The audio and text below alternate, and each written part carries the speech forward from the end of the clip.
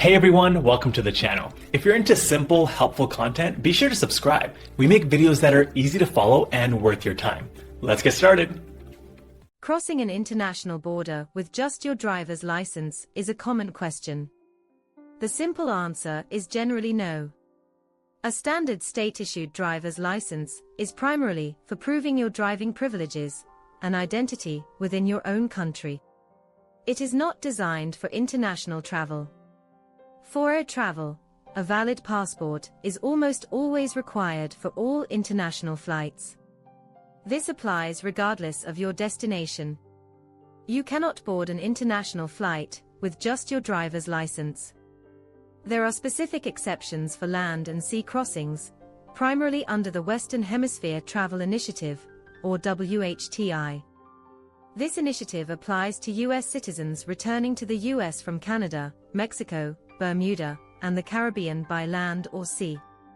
For these specific land and sea crossings, certain alternative documents are accepted. These include a U.S. passport card, which is valid only for land and sea travel. Another option is an enhanced driver's license, or EDL. An EDL is a special type of driver's license.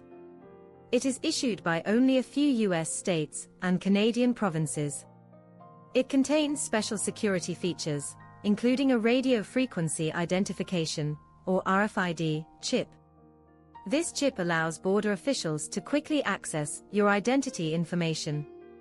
An EDL explicitly states that it is valid for land and sea travel to WHTI countries. This is crucial. A standard driver's license is not an EDL. Most driver's licenses are not enhanced. If your license does not specifically say it is an enhanced driver's license, it will not work for international border crossings. Trusted traveler programs also offer alternatives for land and sea. Programs like Nexus, Sentry, and Fast Cards are accepted for expedited border crossings. These cards are also WHTI-compliant documents. It is important to distinguish these from a regular driver's license. Many people confuse the Real ID with an enhanced driver's license. The Real ID Act sets stricter standards for state-issued driver's licenses and identification cards. It is primarily for domestic purposes.